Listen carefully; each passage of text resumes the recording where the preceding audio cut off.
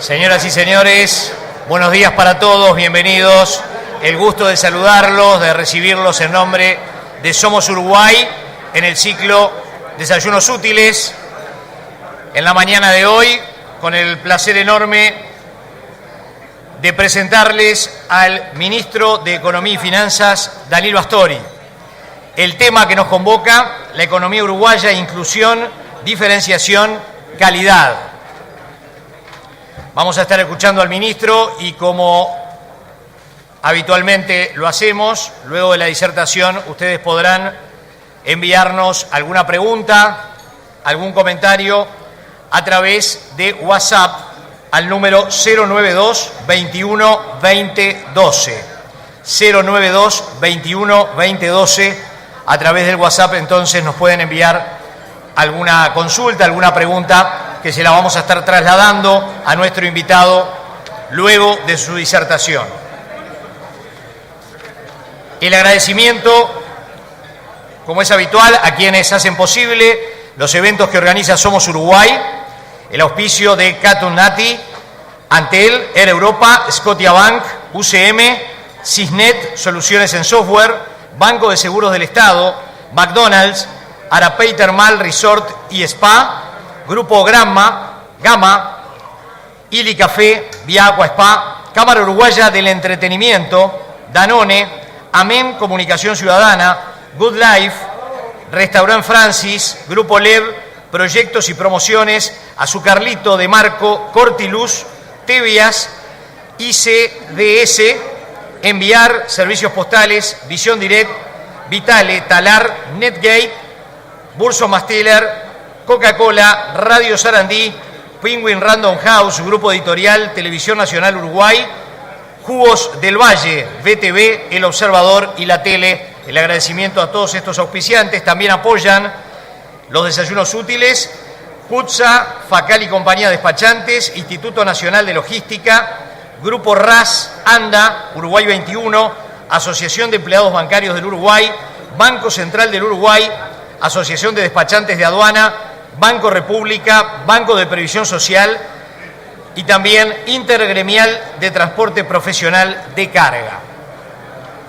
El agradecimiento a todas estas instituciones, empresas, organismos que nos acompañan desde hace muchos años aquí en Somos Uruguay. El agradecimiento también en nombre del director de Somos Uruguay, Mario Lev, a todos ellos.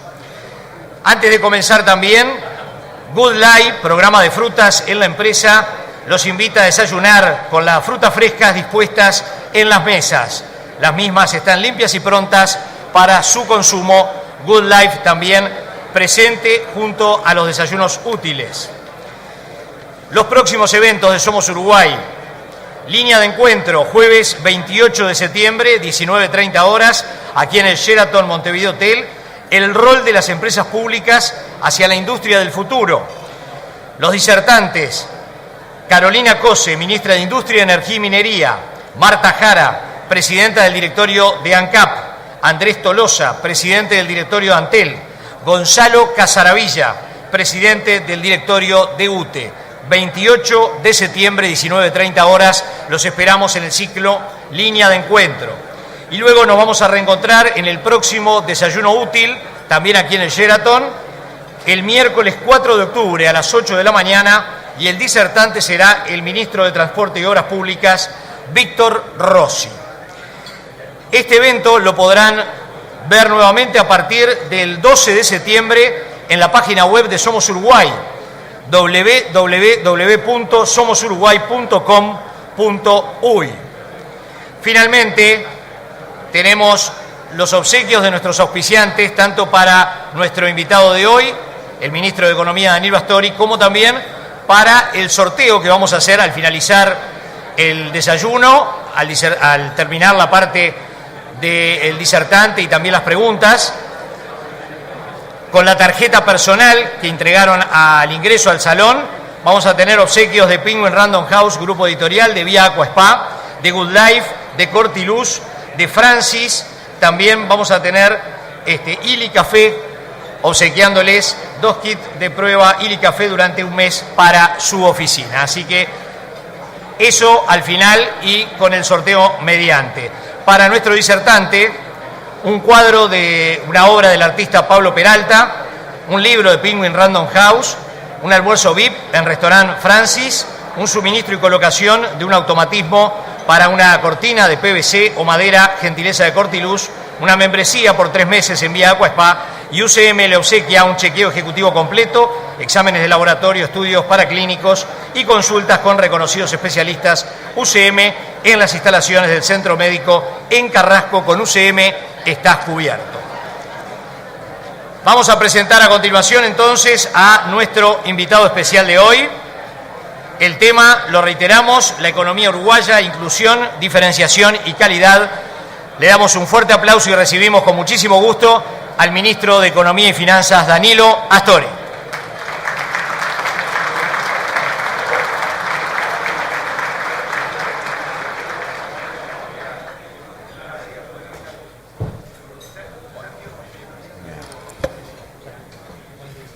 Muy buenos días.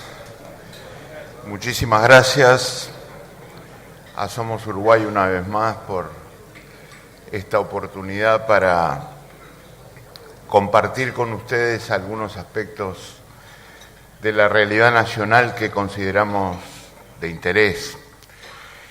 Y obviamente muchas gracias a todos y cada uno de ustedes por estar acompañándonos en esta presentación.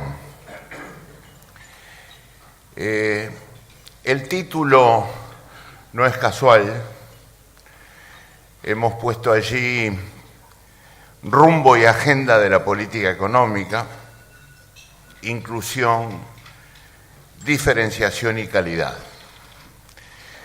Y a mí me gustaría decirles, a título meramente introductorio, que proyecto compartir con ustedes una síntesis muy apretada de algunos aspectos que me interesa especialmente destacar y que sobre todo justifican la presencia de la palabra agenda en esta conversación con ustedes. La justifican porque he escuchado frecuentemente en los últimos tiempos que nuestro gobierno no tiene agenda. Ustedes lo habrán comprobado en el marco de los debates públicos que normalmente se realizan sobre precisamente el contenido de las políticas públicas. Obviamente tenemos diferencias en cuanto al presente, al futuro del país, diferencias que son la base de la conformación democrática de nuestra sociedad. Diferencias que hay que ver en el sentido potencialmente constructivo, diferencias que permiten mejorar nuestro conocimiento y nuestra capacidad de proposición ante la realidad. Pero para ser sincero con todos ustedes y con mucho respeto, yo no comparto que el gobierno no tenga agenda. Y por eso quiero repasar algunos aspectos con ustedes en este sentido. No lo comparto porque me parece que ahí hay, en esa afirmación, dos confusiones que pueden conducirnos a conclusiones equivocadas. Tener agenda no significa solamente tener temas nuevos, que los hay, sin duda, y los habrá. Tener agenda es también asegurar continuidad y sostenibilidad a procesos que se vienen gestando desde años atrás. Y la segunda, más que confusión, omisión en la que a veces caemos, es que ignoramos los resultados de la continuidad y la sostenibilidad de esos procesos que el país intenta permanentemente sostener. Es con esa intención que he propuesto la colocación de esta palabra agenda con las características que la siguen: inclusión, diferenciación y calidad. Ahora bien, todo esto creo que no se puede discutir si no es en el marco de una estrategia de mediano y de largo plazo. Una estrategia que vaya marcando o que disponga de una orientación hacia dónde vamos, qué es lo que queremos hacer en esta sociedad. Y por eso, además de la agenda, está la palabra rumbo. Esto es la dirección en la que vamos y lo que hacemos para afirmar esa dirección. Y es por todas estas razones que yo les propongo dividir esta exposición en 4 partes, que son las que ustedes están viendo allí y que, como dije antes, voy a compartir sintéticamente con ustedes. En primer lugar, lo que señalábamos recién hace un par de minutos, el rumbo y el camino. ¿Cuál es la estrategia? ¿Hacia dónde vamos? ¿Cuáles son los lineamientos de esa estrategia? Y luego, tener en cuenta precisamente que ese rumbo y ese camino constituyen, como señalábamos antes, una visión estructural, profunda, de larga duración, como señala esta lámina. Así concebimos la definición de estrategia. Una trayectoria que afecta las estructuras más profundas de la sociedad, por supuesto para ir cambiándolas, y al mismo tiempo son temas de larga duración, son temas de evolución y de cambio más lento que aquellos que solemos llamar circunstanciales o coyunturales. Una estrategia no tiene nada de circunstancial ni de coyuntural. Esas son reacciones ante factores exógenos o endógenos que se presentan de improviso. Una estrategia es algo durable, algo que se extiende a lo largo del tiempo durante periodos relativamente largos. No necesariamente iguales en todos los aspectos, pero sí profundos, sí afectando las raíces de la sociedad. Y requiere lineamientos, requiere, como decíamos recién, orientaciones, rumbos. Y por eso complementamos esta definición de visión estratégica con 3 andariveles, diría yo, que están fuertemente interconectados entre sí. No son para nada independientes. El primero es el que llamamos crecimiento inclusivo. El segundo, la apertura al mundo, sabiendo que esto significa integralidad, diversificación y sobre todo, en el caso del Uruguay ha sido fundamental en los últimos tiempos, diferenciación. Esto es que el país no solo diversifique el cúmulo de sus relaciones con el mundo, sino que además se diferencie, tenga su personalidad propia, sea identificado como un país con cualidades distintas. Y finalmente, el camino obligado de un país como el nuestro. El camino que no es una opción, sino simplemente una obligación nacional, que es la apuesta a la calidad, la apuesta a la excelencia,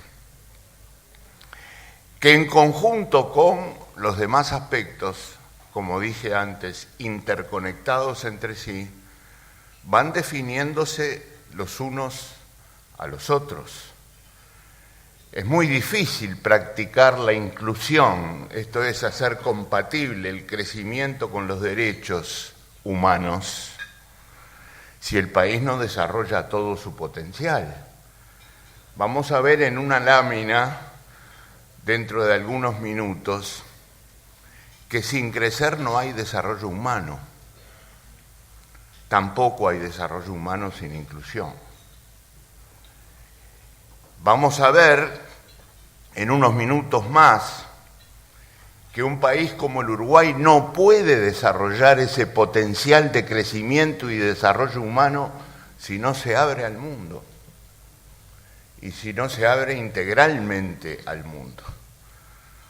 Y al mismo tiempo, esa apertura al mundo es un camino de vaivén con la calidad. El país va a salir con éxito al mundo si lleva calidad. Y se va a beneficiar de la salida al mundo si trae del mundo calidad y excelencia. Por eso hablo de interconexión. Y todos estos temas han estado y siguen estando en la agenda del gobierno. Esto es agenda del gobierno.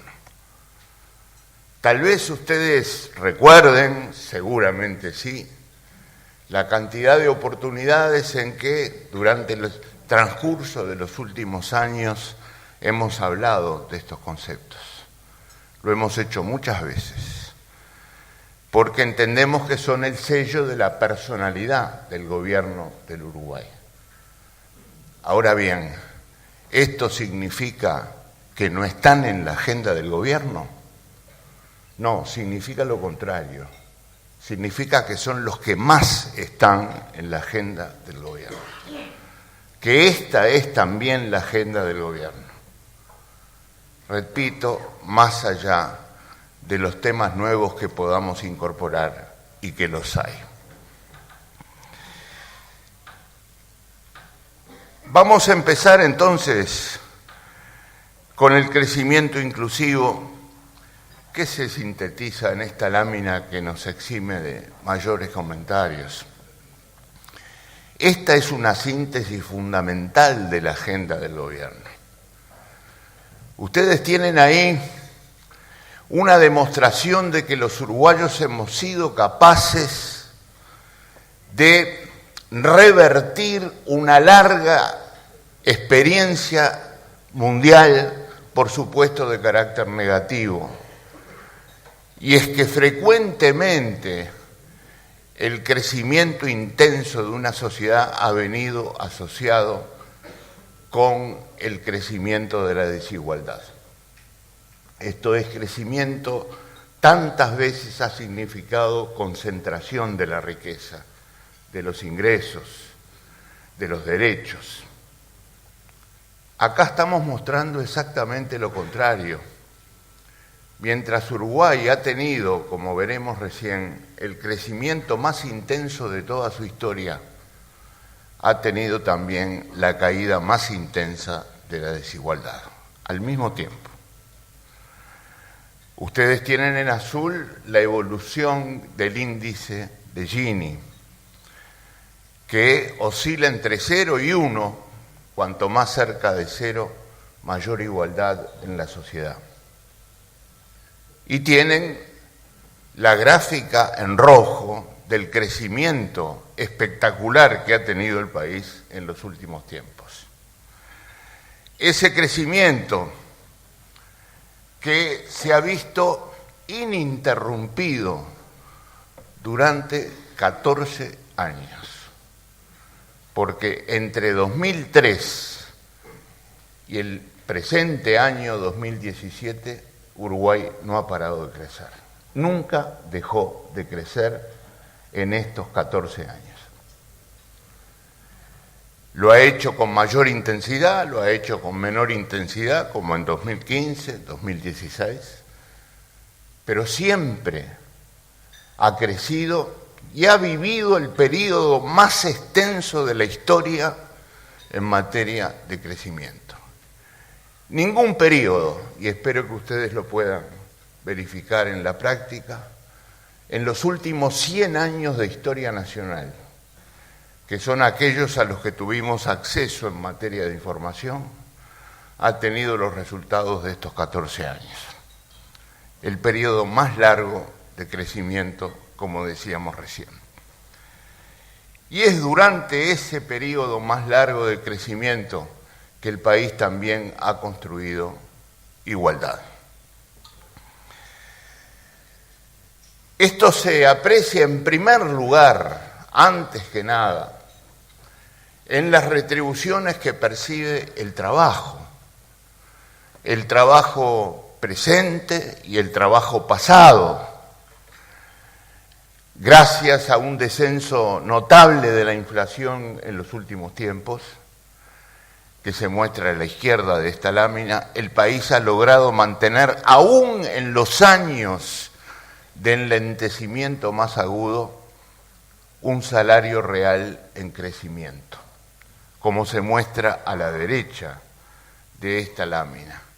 Y al mismo tiempo, esa evolución importantísima desde el punto de vista de su ritmo y de su intensidad del trabajo pasado, porque esa es la evolución de las pasividades en el país durante los últimos años, mostrando entre 2008 y 2017 un crecimiento real de 110%. No es esta la construcción de la igualdad, pero por aquí se empieza, por el mundo del trabajo. El mundo del trabajo es la base de la construcción de igualdad. Y por eso comienzo por mostrar salarios y pasividades. Pero también debo hacer lo mismo con el contenido de las políticas públicas que se han construido con este objetivo y el destino de los recursos nacionales.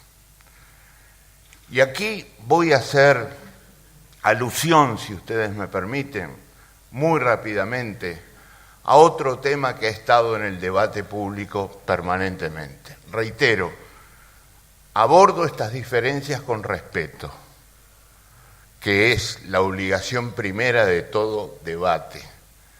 Pero quiero decir que no comparto que se hable de despilfarro en el país durante el transcurso de los últimos años con el contenido que ha tenido el gasto público y que vamos a ver en esta y otras láminas que vienen ahora. No comparto ese concepto, ni por el contenido del gasto, ni por el volumen del gasto, ni por el destino que han tenido los recursos correspondientes.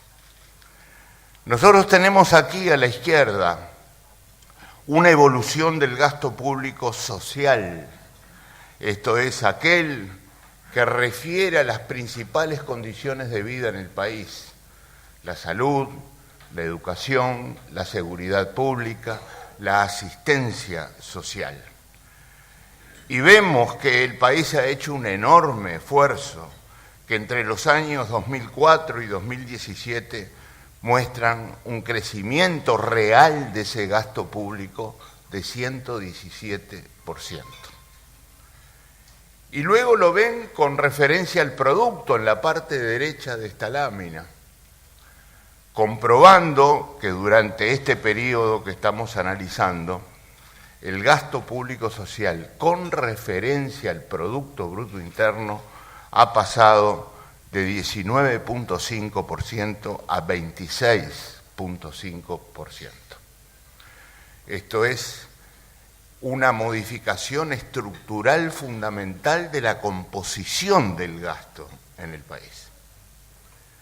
Y abajo, en columnas más pequeñas, ven ustedes la diferenciación que ha existido en los campos de la educación, la salud, la seguridad y la asistencia social. En todos los casos, incrementando la participación del gasto en el Producto Bruto Interno.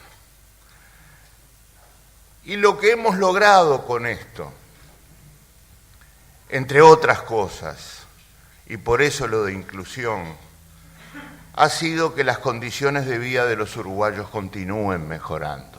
Y esto, queridos amigos, es agenda del gobierno y seguirá siendo agenda del gobierno, porque queremos seguir profundizando esta evolución. Por un lado la caída de la pobreza, por el otro lado la caída de la indigencia. Pero es lo que queremos seguir haciendo.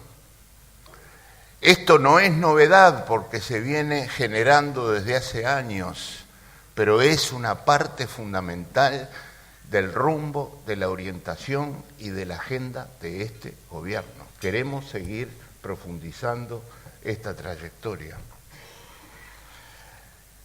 Y naturalmente hay aspectos relativamente nuevos, porque el acceso al sistema financiero también es un aspecto de la inclusión que no podemos olvidar, y que junto a las continuidades de las que venimos hablando antes y a la profundización de trayectorias de las que estamos sacando conclusiones, se agrega el acceso a un área tan importante de la economía de un país, cada vez más importante pensando en el mundo del futuro, que es el sistema financiero, con dos grandes objetivos, como los que se señalan ahí: universalizar el acceso con igualdad al sistema financiero, facilitando ese acceso a los que nunca lo tuvieron, a los sectores más humildes de la sociedad,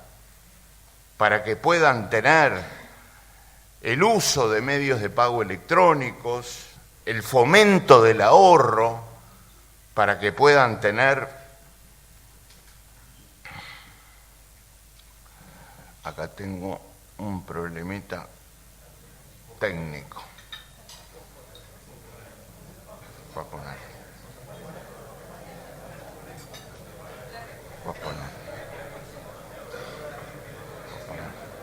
Ahí. Perfecto.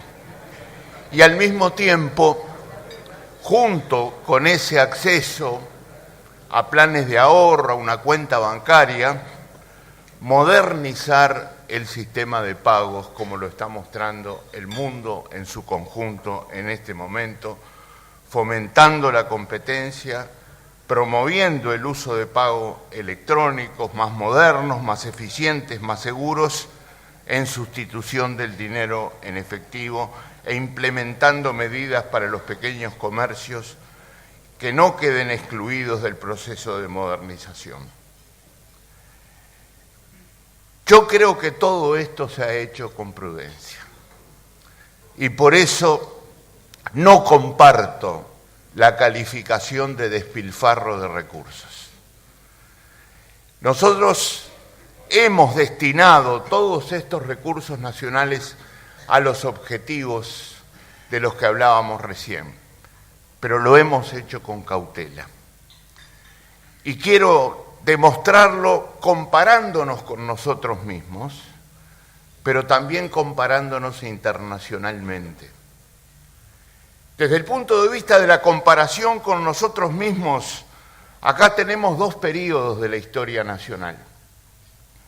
El primero, el comprendido en la década de 1990 al 99, con un crecimiento de 7 puntos del gasto público sobre el producto, en un marco de crecimiento de la economía de 37%. 7% creció la proporción del gasto público en el producto, 37% creció el producto. Y en el periodo comprendido entre el 2004 y 2016 ocurrió algo muy distinto. Ocurrió que el gasto en relación al producto aumentó solamente 3,5 puntos. Reitero, 3,5 puntos. El producto aumentó 73% durante el mismo periodo. Son relaciones profundamente distintas. ¿cómo podemos hablar de despilfarro con la comparación de estas cifras, incluso en el marco de nuestra propia historia? Por supuesto, lo dije antes, podemos tener diferencias en cuanto a las medidas que se tomaron, en cuanto al volumen y la composición de los recursos que se destinaron. Lo que creo que no se puede hacer es calificar estas decisiones políticas y públicas de una manera que subjetivamente está calificando precisamente de esa orientación como desmereciéndola, cuando en realidad los números indican exactamente lo contrario. Pero también nos podemos comparar internacionalmente. En esa tabla tenemos dos comparaciones, dos tablas de números y conceptos. Por un lado, a la izquierda, el crecimiento acumulado del Producto Bruto Interno en el periodo 2004-2016 en esos países, fundamentalmente de América Latina, que ustedes están comprobando en la lámina. Uruguay está en tercer lugar. Fue el tercer país de la región en acumular mayor crecimiento en el periodo que estamos analizando. Y a la derecha tenemos el ranking de los mismos países desde el punto de vista del crecimiento del gasto del gobierno general en el mismo periodo como porcentaje del Producto Bruto Interno. Uruguay no está tercero, está décimo en este ranking. Y está muy por debajo de países que muchas veces se suelen, con justicia, tomar como ejemplo de prolijidad macroeconómica. Por ejemplo, Chile. Chile está ocupando en esta tabla un lugar bastante superior al uruguayo cuando se trata de analizar el crecimiento del gasto del gobierno central como porcentaje del Producto Bruto Interno. Entonces, también en la comparación internacional se percibe que Uruguay ha actuado con prudencia y con cautela. ¿Que tenemos un problema fiscal? Sin duda. No lo estoy negando ni ocultando. Pero de ahí hablar de despilfarro de recursos y de, por supuesto, una mala dirección de esos recursos nacionales en función de las necesidades del país, hay una distancia muy grande que yo quería compartir con ustedes y fundamentar el porqué de nuestra decisión y el contenido de nuestras políticas públicas. Ahora bien, les decía hace unos minutos que continuar creciendo es condición absolutamente necesaria e imprescindible para alcanzar mayores niveles de desarrollo. Uruguay debe seguir creciendo. Para que esta orientación que muestra esta lámina pueda continuar. Ustedes ven allí la trayectoria de desarrollo humano o de los índices de desarrollo humano que genera Naciones Unidas todos los años, correspondientes a diversos países del mundo por lo general avanzado. Ahí está Estados Unidos, Canadá, el Reino Unido, España, Italia, y la inclinación descendente de esas trayectorias nos está mostrando que la diferencia de cada uno de esos países respecto a Uruguay está cayendo. Esto es, lo que estoy diciendo es que Uruguay se acerca cada vez más a estos países en materia de índices de desarrollo humano, que tienen en cuenta aspectos económicos, pero también tienen en cuenta aspectos sociales y, como su nombre lo indica, los derechos humanos como elemento fundamental de construcción de este índice. Y por eso Uruguay cuenta con un sistema normativo integral para la promoción de inversiones, que ha seguido mejorando como parte de la agenda de este periodo de gobierno. Y esto es también una parte fundamental de la agenda, porque Uruguay no ha cesado de promover el crecimiento de la inversión en los últimos años. Y al sistema que muestran estas características que figuran en la lámina, se han agregado nuevos incentivos en los últimos 2 años. Esta gráfica lo que nos muestra es que Uruguay tiene un sistema normativo integral para promover inversiones. No tiene instrumentos aislados, tiene un sistema, tiene un conjunto, una estructura de incentivos. Parte fundamental de lo que en economía llamamos un clima de negocios. Una ley de promoción de inversiones, esquemas para sectores específicos, un régimen de zonas francas, de esquemas vinculados al comercio exterior, parques industriales, aeropuertos y puertos libres, y el régimen de participación público-privada que Uruguay está utilizando ya intensamente a los efectos de llevar adelante su Plan Nacional de Infraestructura. Todo esto es agenda del gobierno. Y agenda que, como decíamos recién, sigue mejorando y recibiendo nuevas herramientas. Por ejemplo, frente al enlentecimiento de 2015 y 2016, el país reforzó los estímulos tributarios de la Ley de Inversiones precisamente para estimular contracíclicamente las inversiones de esos 2 años. Y puso en práctica un régimen especial para estimularlas.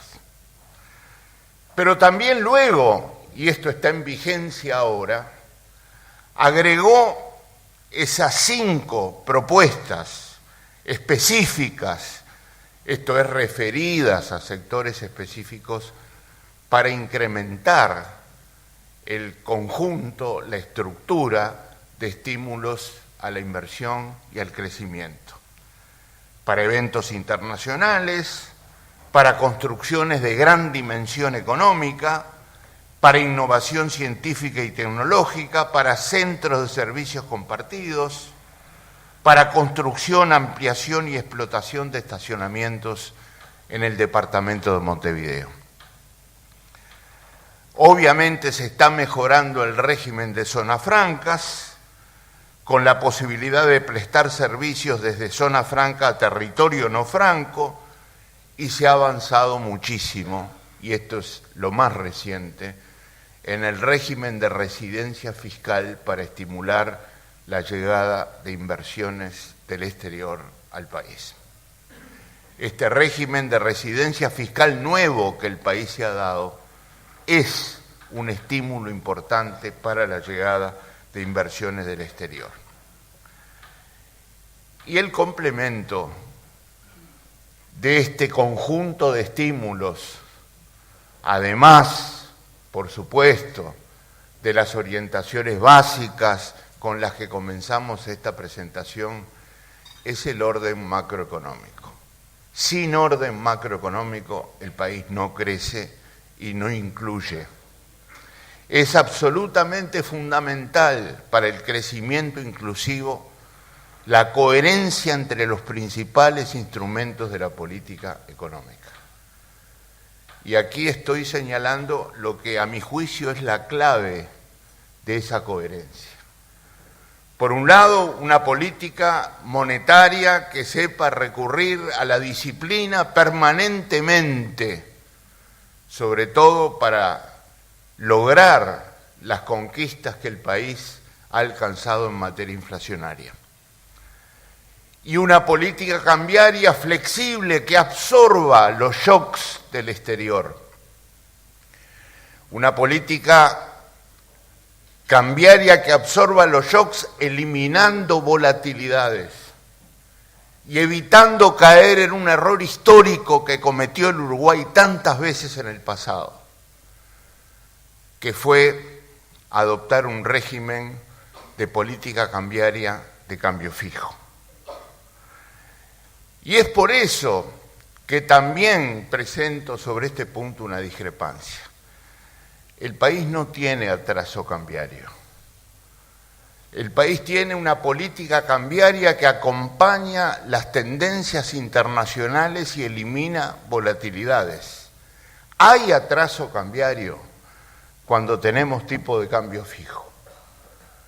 Y el tipo de cambio fijo se determina en función de fundamentos que no voy a discutir ahora porque afortunadamente este camino lo hemos dejado atrás en el país. Hay atraso cambiario cuando deliberadamente se apela a fundamentos, que repito, no voy a discutir ahora porque no los tenemos. No hay atraso cambiario cuando Uruguay acompaña flexiblemente las tendencias del tipo de cambio a nivel internacional y elimina los desajustes bruscos. Por supuesto, tenemos una autoridad monetaria que actúa, y actúa tanto que durante el correr de este año 2017 ha batido récords en materia de intervención en el mercado. Pero esto no es fijar el tipo de cambio. Por favor, veamos claramente la diferencia entre una cosa y la otra. Y Uruguay va a seguir practicando una política cambiaria flexible, porque es la que la historia del país demuestra tiene los mejores efectos desde el punto de vista del funcionamiento de la economía en su conjunto. Y al mismo tiempo se adapta y se torna coherente con la búsqueda, junto a otros instrumentos, de mantener la competitividad del país a los niveles que el país necesita, como veremos inmediatamente. Por otro lado, una política de ingresos que tiene que ser coherente con estos fundamentos. Una política de ingresos que ha, generado en el país la construcción de pautas de discusión de estos ingresos distintas a las del pasado. Y esto es agenda del presente gobierno, tratando de procurar basar esos acuerdos en ingresos nominales, tratando de diferenciar distintas situaciones de las empresas, porque no son todas iguales, nunca se había hecho en el país esto antes, lo hizo el gobierno actual, y al mismo tiempo, no obstante esos cambios, el país ha mantenido el salario real en crecimiento, lo vimos en una lámina de las primeras, y tiene que seguir preocupado por niveles de empleo que vienen con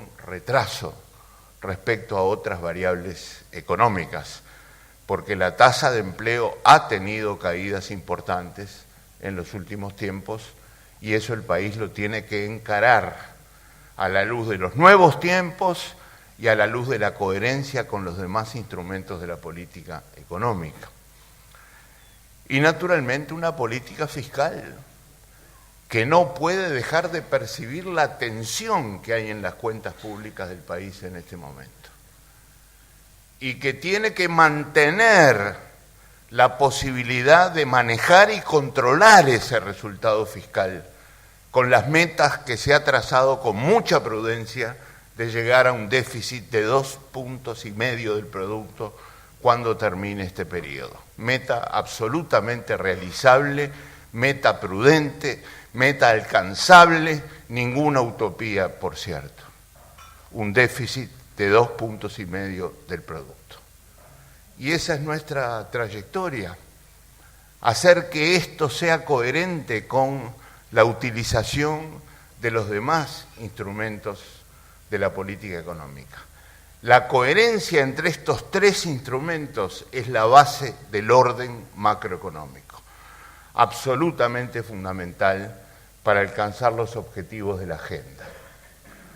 Y abajo ustedes ven una frase que dice coherencia y gradualismo.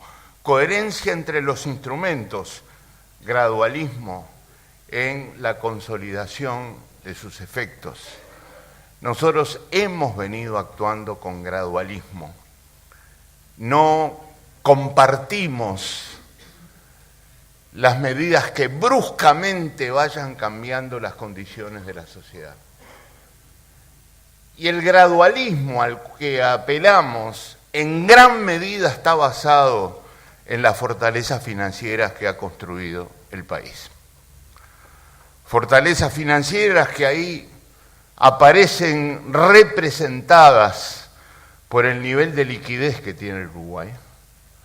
Uruguay tiene un nivel de liquidez que duplica prácticamente los compromisos de todo un año en materia de endeudamiento y tiene una duplicación de la madurez de su deuda, como aparece a la derecha, partiendo de una madurez promedio de 7 años hasta los 14 que hoy tiene el Uruguay.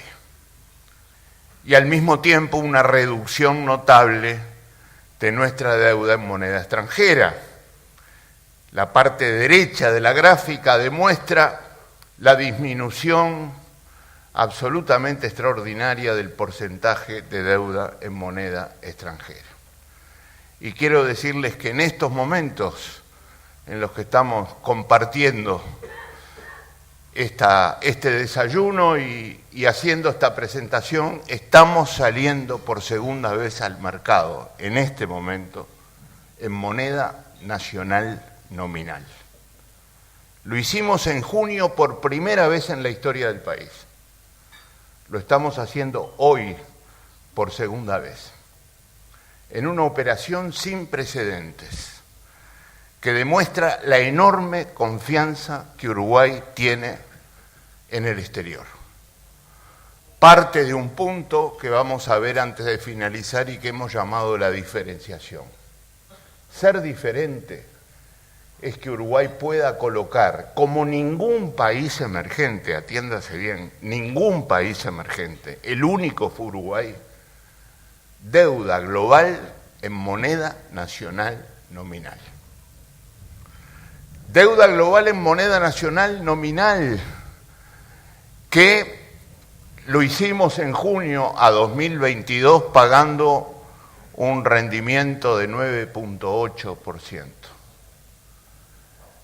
Hoy, los mismos títulos que en junio emitimos con un rendimiento de 9.8%, están con un rendimiento de 8%. Esto es una tasa de interés real inferior a 3%, en moneda nacional nominal.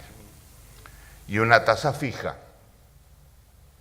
Y les puedo asegurar que la operación de hoy va a ser muy exitosa. No solo estamos colocando bonos en moneda nacional nominal, también estamos recomprando deuda emitida antes en dólares y unidades indexadas, con lo cual seguimos haciendo operaciones de pasivos que nos permiten incrementar la proporción de endeudamiento en moneda nacional a niveles más altos que los que tenemos hoy. Y esta evolución de las tasas de interés nos revela el notable descenso que ha tenido el costo de financiamiento del Uruguay en los últimos tiempos.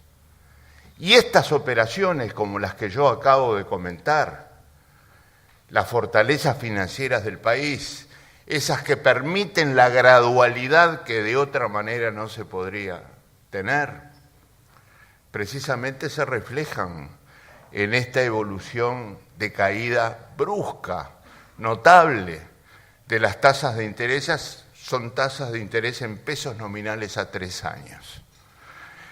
Y producen una reducción en las expectativas de inflación, por cierto. En inflación las expectativas juegan un papel muy importante. mejoran la perspectiva de la calificación crediticia de Uruguay, que ha mantenido no solo el grado inversor, sino perspectivas de estabilidad y perspectivas positivas en las principales calificadoras del mundo, y una amplia diversificación de la base inversora y del acceso fluido a mercados globales en pesos. La situación internacional ha generado precisamente estas consecuencias, sobre todo la política económica de los Estados Unidos y las decisiones de su nuevo presidente. Hay un reflujo de capitales hacia los mercados emergentes, entre los cuales se cuenta el nuestro, y Uruguay no puede desaprovechar esta oportunidad, precisamente para mejorar ya no el nivel, sino la composición de su endeudamiento. Y esto es muy importante como parte de la coherencia interna que tiene que tener la política económica. La diferenciación. Me gustaría empezar por una aclaración. Todo país como Uruguay tiene no solo que abrirse al mundo, lo decíamos hoy, no solo lo tiene que hacer integralmente. Cuando digo esto, digo que la apertura debe ser comercial, debe ser económica, debe ser financiera, lo estamos viendo, pero también debe ser política. Uruguay tiene que hacerse conocer en el mundo por los valores que defiende, por los valores humanos, sociales, políticos que defiende, por su vocación por la paz, por el diálogo, por la no injerencia en asuntos internos de otros países, por la lucha contra el armamentismo. Eso es también tener una identidad en el mundo, eso es abrirse al mundo. Y tiene que ver con lo otro, no es que la economía vaya por un lado y el prestigio político o conceptual del Uruguay vaya por otro. Es una identidad la que se construye. Y por eso hablo de integralidad. Apertura total, integral al mundo, es un camino obligado, no es una opción para el país, es una obligación. Y una de las primeras finalidades a cumplir cuando un país busca un camino de este tipo es diversificar sus relaciones con el exterior, tener opciones, tener alternativas. La fuerza de un país pequeño físicamente es tener alternativas de acción, no tener caminos reducidos, sobre todo para los tiempos difíciles. Y Uruguay se ha diversificado. Y esta gráfica en comparación con otro país que se diversificó, que es Chile, nos indica que esa diversificación ha avanzado en el Uruguay. Muchas veces repetimos con orgullo en los últimos tiempos que Uruguay tiene relaciones comerciales en bienes y en servicios con más de 140 o 150 países en el mundo. Y es verdad. Uruguay multiplicó sus opciones. Ahí aparece un pequeño resumen de la diversificación. Pero lo primero que quiero aclarar es que diversificarse no es diferenciarse. Diversificarse es una parte de la diferenciación, pero no la totalidad. Para diferenciarse hay que trabajar sobre todos aquellos aspectos que conforman la integralidad de la apertura. Y si nos atenemos a los resultados, yo creo que Uruguay lo ha logrado, como lo vamos a ver inmediatamente.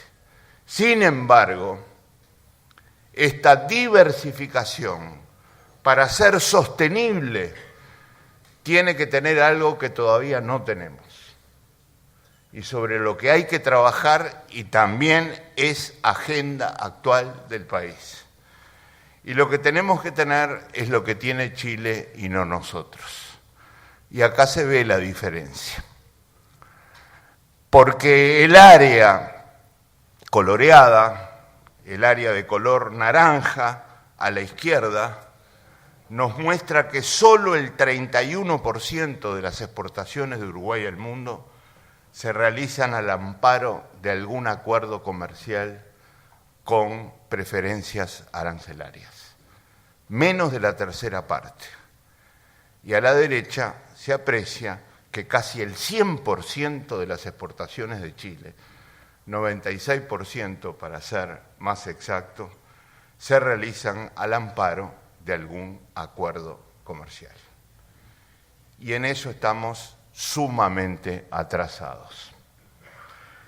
Eso marca un objetivo fundamental para seguir trabajando intensamente de modo de aumentar la proporción de acuerdos comerciales en los que Uruguay está formando parte, de modo de aumentar la superficie que ahí aparece como minoritaria y yo diría, además de minoritaria, absolutamente insuficiente. Este mapa del universo muestra una realidad absolutamente preocupante para Uruguay.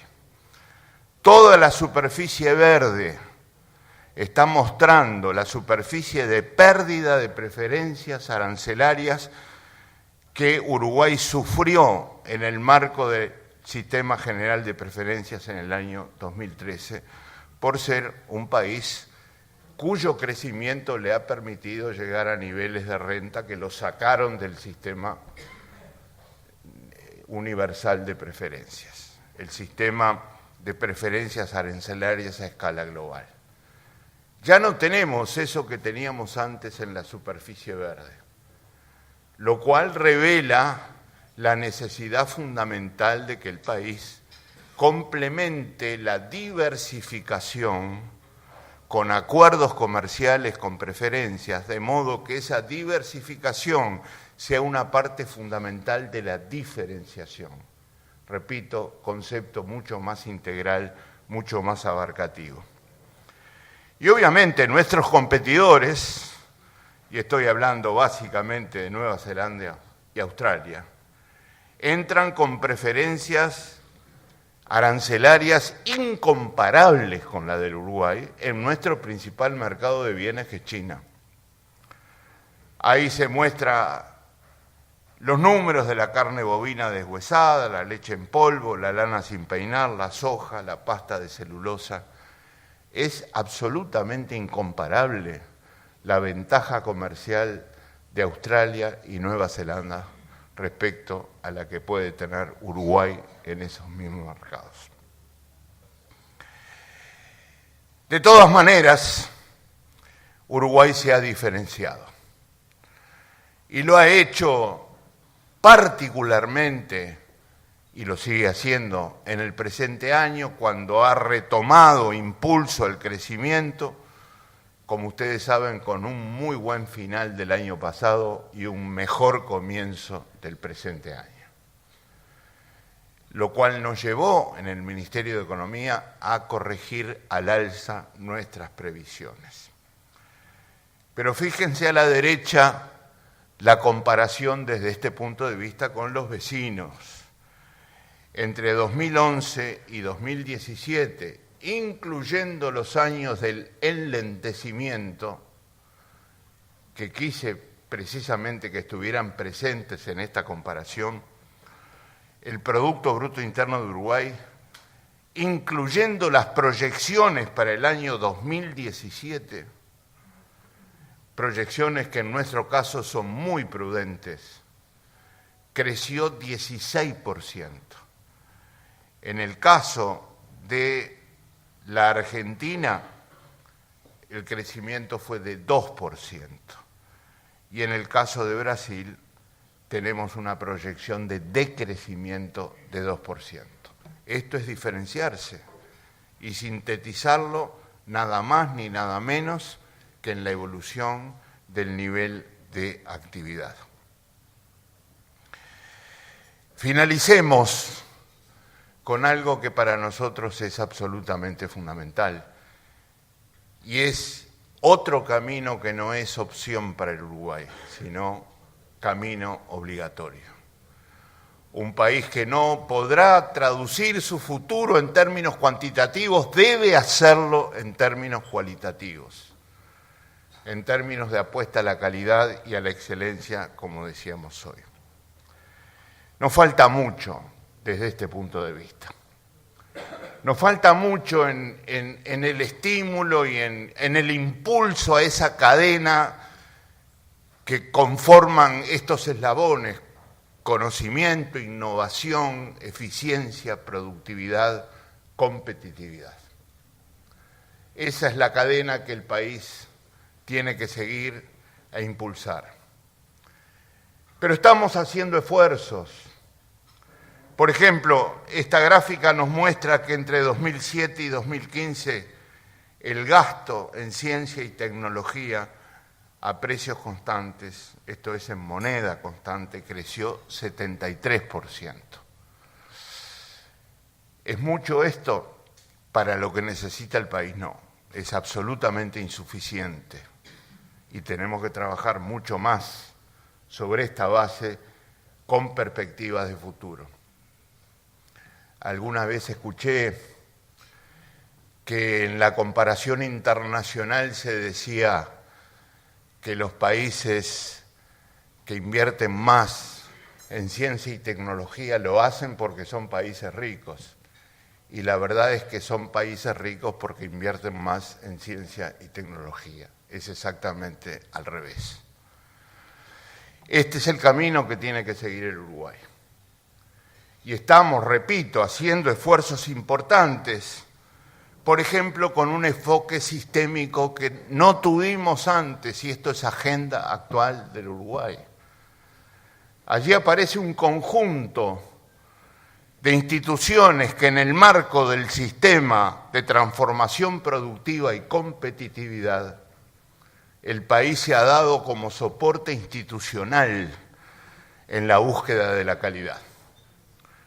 Y tenemos instituciones como la Agencia Nacional de la Investigación y la Innovación, el Instituto Nacional de Empleo y Formación Profesional, tenemos al Instituto Nacional de Investigación Agropecuaria, a la ANDE, Agencia Nacional de Desarrollo Económico, al LATU, a la Corporación Nacional para el Desarrollo, Uruguay 21, para nombrar solo algunas instituciones que conforman, repito, un sistema. Yo creo que tan o más importante que cada una de estas instituciones es la necesidad de que operen en cadena, de que operen conjuntamente, de que acumulen fuerzas, de que aprovechen las sinergias que son capaces de crear cada una en particular. Y este sistema, este enfoque sistémico, no lo habíamos tenido antes. Y hoy está instalado y en pleno trabajo. Repito, el camino es largo, el camino es profundo, pero esto es agenda del gobierno. El gobierno está asignando prioridad indiscutible a esta realidad institucional. Y déjenme que termine mencionando simplemente algunos aspectos que están directamente relacionados no solo con la apuesta a la calidad, sino con el futuro del país en un mundo de cambios absolutamente fundamentales y rápidos. Estos son algunos de los resultados que en estos primeros 10 años ha logrado la Agencia Nacional de Investigación e Innovación, que acaba de conmemorar sus primeros 10 años. Ha apoyado a 3.500 becarios de posgrado nacionales, becados de posgrado en el exterior y becados en movilidad. 3.500 becarios que fueron sostenidos por un volumen de 38 millones de dólares invertidos en este objetivo en los últimos 10 años. Además de los 38 millones de dólares, se utilizaron y canalizaron 4 millones de dólares adicionales, precisamente con el apoyo de otras organizaciones que trabajaron junto a la ANI. Esto está asociado al hecho de que la ANI coordina el trabajo de 1.700 investigadores en el país. Y este es un número que estimula a seguir adelante. 1.700 investigadores con la correspondiente producción bibliográfica, líneas y proyectos de investigación, formación de recursos humanos calificados. En 10 años la ANI ha destinado 57 millones de dólares precisamente a conformar este sistema nacional de investigadores que se evalúan entre pares y que funcionan como una corporación de creación de conocimiento que es fundamental para el país. Además, se han apoyado 700 proyectos de innovación con un volumen de 45 millones de dólares. 700 proyectos de innovación que han tenido resultados muy positivos para el país, incluyendo el empleo que han generado durante estos 10 años. Y la construcción y el apoyo a 5 centros tecnológicos muy importantes en los últimos años. El Centro Tecnológico Ovino, el de aplicaciones de tecnología de la información a sectores verticales, el de la industria del plástico, el de procesos fermentativos y el Centro Tecnológico del Agua. Todo esto es agenda del país. El impulso a la calidad a través de estas iniciativas constituyen una parte fundamental de la agenda de trabajo del gobierno del Uruguay. Y termino con el mundo del futuro. Hemos hecho progresos notables que no se pueden ignorar cuando se evalúa cómo se está trabajando con los recursos nacionales. Es una de las omisiones en la que no podemos caer. Esta gráfica muestra por quintiles de ingreso de la sociedad uruguaya el acceso a computadores en el hogar en todo el país. Cada línea es un quintil de ingreso. Y yo quiero destacar 2 cosas. En los 5 quintiles de ingreso ha habido un crecimiento fundamental del acceso a la tecnología digital. Todos crecieron. Pero si ustedes pueden distinguir la línea violeta, que es la que corresponde al 5.º quintil, el quintil más pobre de todos, apreciarán el crecimiento más intenso. Y eso es acceso al mundo moderno.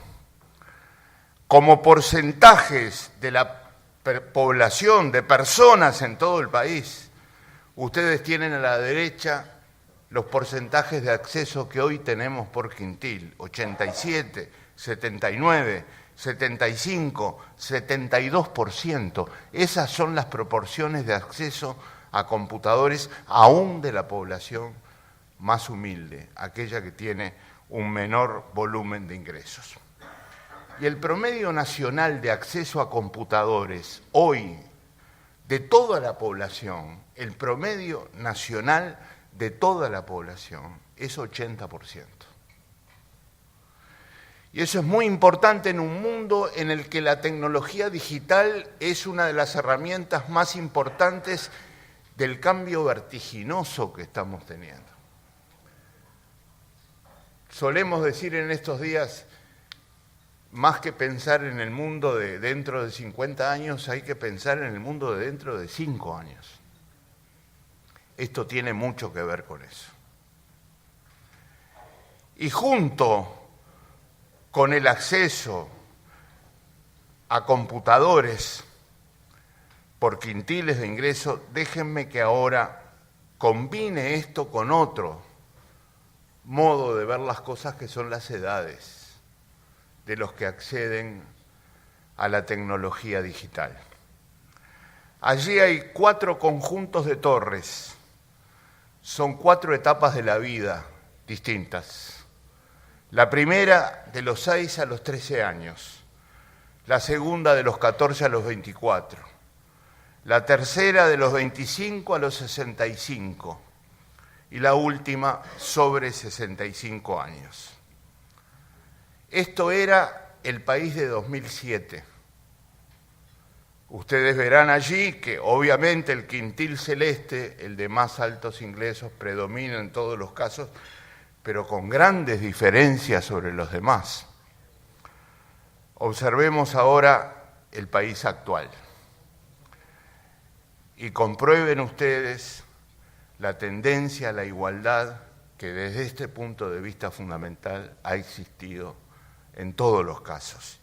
Pero yo elijo uno, si ustedes me permiten, elijo el primero, porque es una etapa fundamental de la vida. Los niños de entre 6 y 13 años que muestran el mayor grado de igualdad en todo el espectro de situaciones que combina precisamente el acceso por edad y por nivel de ingreso a la tecnología digital. Es en esa edad fundamental de la vida cuando se construyen tantas herramientas mentales, espirituales y hasta físicas para el futuro, donde se ha producido en el Uruguay la mayor igualdad. Lo que nos ha traído a una reducción fundamental de la llamada brecha digital. Y esta es una comparación tanto del acceso a computadores como del acceso a Internet en el curso del periodo comprendido entre 2007 y 2015. El acceso a computadora en 2007 era para el quintil más alto de ingresos casi 13 veces superior al del quintil más bajo. En el año 2015, que fue el último año de la comparación, esa diferencia de 13 veces se redujo a una sola vez, entre los dos rangos extremos de la distribución del ingreso en el país. Y en el acceso a Internet es absolutamente notable. En el año 2007, el acceso del quintil más alto era 63 veces mayor que el del quintil más bajo. Y hoy se ha reducido apenas a 3 puntos de diferencia. Esto es construcción de igualdad, esto es crecimiento inclusivo, esto es apuesta a la calidad y esto también es diferenciación del Uruguay en el mundo. Muchísimas gracias por la atención con la que han seguido esta presentación y la concentración que me ha estimulado mucho a precisamente ser lo más elocuente posible en el comentario de estos conceptos. Muchas gracias.